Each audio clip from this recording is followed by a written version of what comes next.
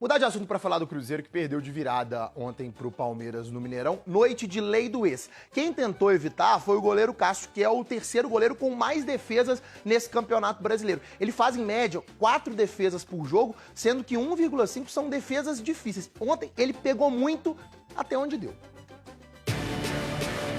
No olhar, o mesmo foco, mas em objetivos diferentes. O atacante quer o título do Campeonato Brasileiro. O goleiro, que coleciona taças na carreira, quer brigar por mais uma da Libertadores no ano que vem. Estevão e Cássio. O duelo que o torcedor não pôde ver de perto no Mineirão marcou uma noite intensa e com cara de final no Brasileirão. O Palmeiras conseguiu ter um ritmo de jogo, criar um estado aqui. Estado de quem praticamente não descansou um segundo sequer. Estevão foi quem deu o primeiro trabalho para o goleiro Cássio. Com 4 minutos do primeiro tempo, a primeira chance de gol é do Palmeiras. Depois, Felipe Anderson obrigou o goleiro a fazer 2 grandes defesas. Defesa difícil e o Cássio vai lá e salva mais uma vez o cabuloso. E teve mais milagre, no chute quase certeiro de Richard Rios. Espalma, Cássio! Grandes defesas de um goleiro que conhece muito bem o adversário. Quando defendeu o Corinthians, Cássio enfrentou o Palmeiras 35 vezes. Mas toda essa experiência não foi suficiente aqui no Mineirão. Matheus Pereira até abriu o placar no segundo tempo, depois de jogada de Marlon. Vai, cabuloso!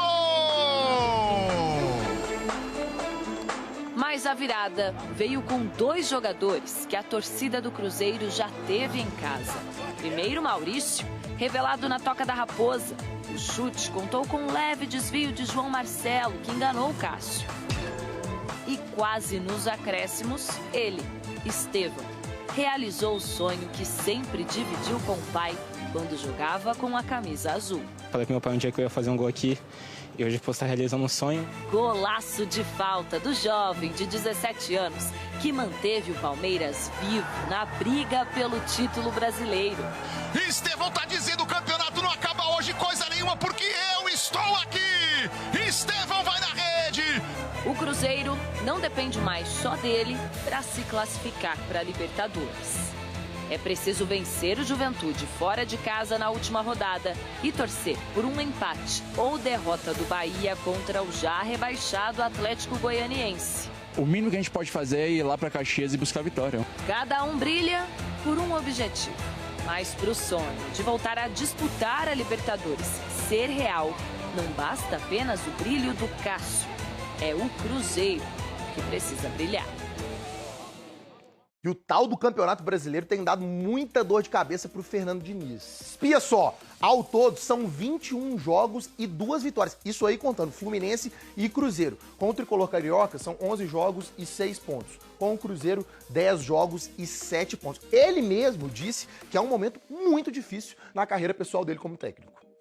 Eu nunca tive resultados tão ruins na minha carreira. Nunca, primeira vez.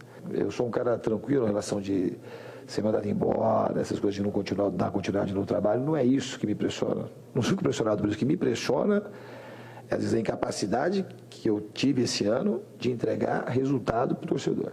Isso é a minha pressão. Será que o Milito continua no comando do Galo? Não. Fernando Diniz também está prestigiado. A gente vai trazendo tudo no Globo Esporte, intervalo rapidão. Rafaela. A segunda parte do vídeo já vai começar. Antes queria falar para vocês da 1xBet, a casa de aposta que eu uso e posso indicar a vocês. Usando o código CRUZ1XB, você garante 100% de bônus no seu primeiro depósito. Minha dica para essa quinta-feira vai para a vitória do Atlético Paranaense em casa em cima do fraco Bragantino. Bora nessa também? Lembre sempre, aposte com responsabilidade. Falar do seu treinador que começa agora avaliando esta derrota. Tem o que falar? Os jogos o time jogou, mereceu até o resultado de vitória. Não foi o caso de hoje. Eu acho que hoje a gente fez um primeiro tempo, já emendando na sua primeira pergunta, primeiro tempo abaixo. Então não dá para falar de queda física num jogo desse. Porque se fosse falar de queda física, tinha que falar de queda física mais no primeiro tempo que no segundo. Que foi um time mais moroso, como foi no primeiro tempo, lá diante do Red Bull. Então a gente teve um momento muito bom quando a gente voltou do segundo tempo. com a marcação mais agressiva, recuperando mais bola no campo de ataque, sendo mais agudo, tendo mais posse também, mais verticalidade. A gente fez o gol e depois de uns 5 minutos que a gente fez o gol, a gente foi para trás sem necessidade e acabamos tomando um gol, um arremesso lateral nosso no campo de defesa, tomamos um gol de transição de arremesso lateral. E depois tomamos o segundo gol de uma falta que o Daronco deu sem critério nenhum, porque deu um monte de falta, mas várias faltas como aquela ele não deu, e o Estevão teve a felicidade de fazer uma bela cobrança. Também não está muito animado, não, né? Se tem uma coisa que eu tenho é preguiça de Fernando Diniz, gente. Quando ele começa a falar de verticalidade, quando ele começa a falar que no segundo tempo ele foi mais agressivo, quando ele começa a falar que no segundo tempo tivemos mais possibilidades, que ele levou uma evolução na equipe. Ô, Diniz, você não viu esse jogo não, né, irmão? Você não viu não, porque no segundo tempo você perdeu, irmão. Você perdeu no segundo tempo. E você começa a fazer umas trocas que eu começo a olhar e falar assim, mano, esse cara quer ganhar o jogo mesmo, ele quer realmente ganhar o jogo. Você é o inimigo da vitória, Diniz, mas essa conta não é só sua, não. Aí começam as cobranças agora, que eu tenho certeza que muita gente não vai gostar, como o Fael falou aqui, de diretoria, mas a gente tem que fazer. Pedrinho, não adianta você derramar um caminhão de dinheiro no Cruzeiro se você não tiver o devido planejamento.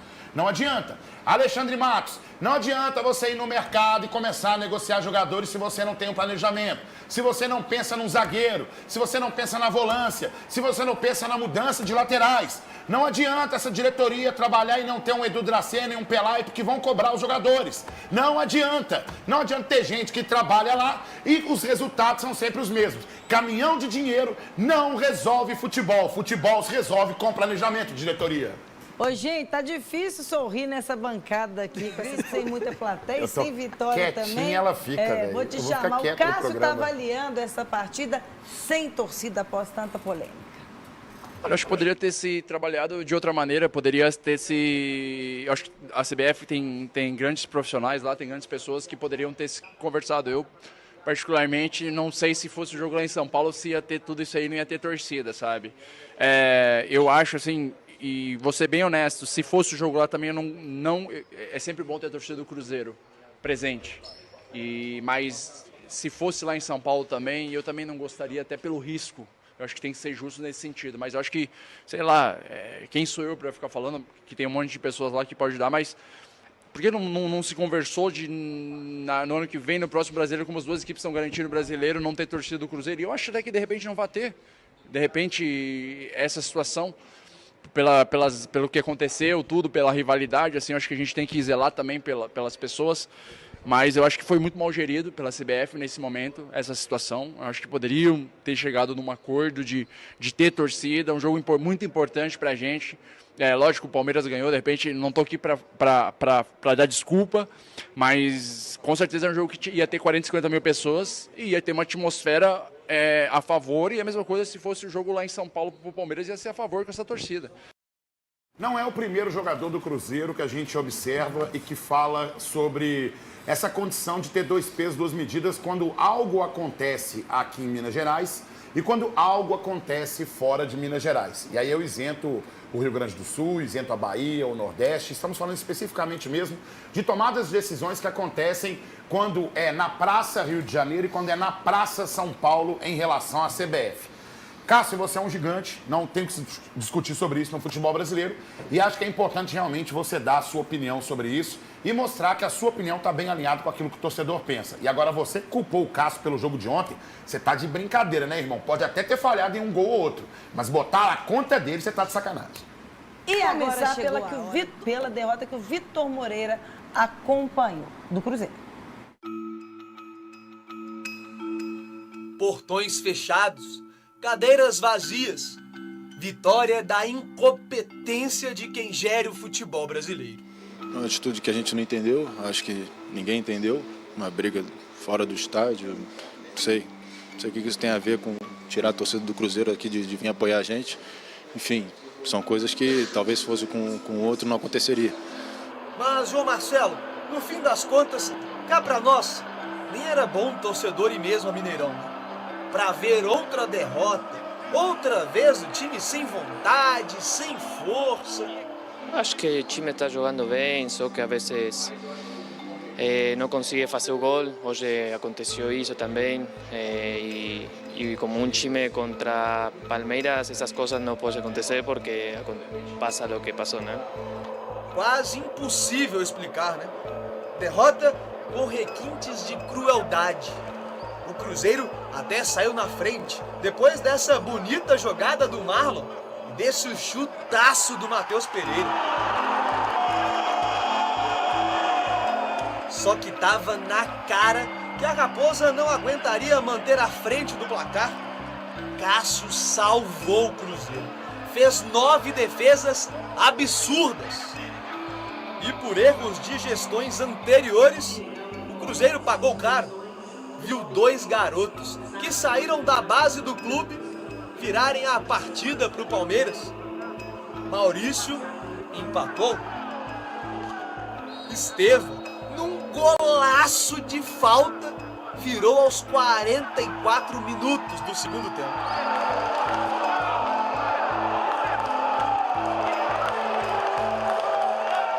Resultado que escancara mais uma vez a terrível fase do time.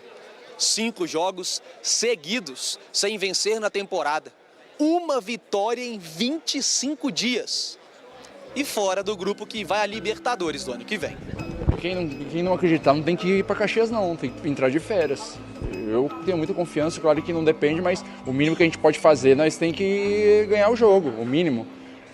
Ganhar o jogo, fazer de tudo e torcer pro Bahia não ganhar a partida. Então, primeiro você tem que fazer a nossa parte. Não conseguiu ganhar hoje, tem que fazer a nossa parte, que é ganhar a partida. O mínimo que nós podemos fazer pelo Cruzeiro é ir lá e buscar a vitória. Primeiro, dar os parabéns ao Vitinho. Sensacional a sua fala sobre Estevão e sobre Maurício. Muito orgulho de trabalhar com os meus colegas aqui, com o Vitor, com o Lauro Lopes, com toda a equipe da TV Alterosa. Segunda fala do Cássio. Para você que colocou essa responsabilidade indevida sobre o Cássio da derrota de ontem, você precisa repensar seus conceitos sobre futebol. E cobranças teremos hoje no programa não só para Fernando Diniz, teremos também para quem está fazendo essa gestão do Cruzeiro. Não adianta você derramar um caminhão de dinheiro e você não ter um planejamento. Não adianta você ter um diretor de futebol que é bem relacionado no mercado com vários empresários, mas não ter um planejamento. Daqui a pouquinho eu falo mais sobre isso, porque tem uma cobrança pesada sobre a nossa diretoria. Será que o Diniz está sob pressão? Pressão. Olha só, assim, eu tenho uma pressão muito grande por conta da paixão que eu tenho pelo futebol e daquilo que eu quero entregar para a torcida. Eu sou um cara que eu adoro entregar vitória para a torcida. Adoro. Então a minha pressão é essa maior.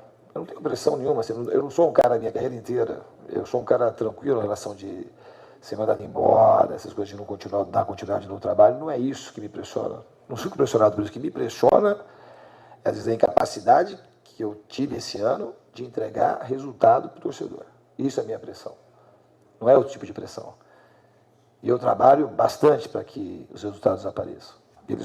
Essa temporada eles não apareceram, infelizmente. Ô, Diniz, deixa eu falar uma coisa para você. Tem uma coisa no futebol que acontece que é o seguinte, você pode falar de posicional, você pode falar de verticalidade, pode falar de pressão, pode falar que não está com pressão, pode falar que está acostumado com isso, com aquilo. Só tem uma coisa que vai fazer suas palavras deixarem de ser blá, blá, blá, blá, blá. Resultado.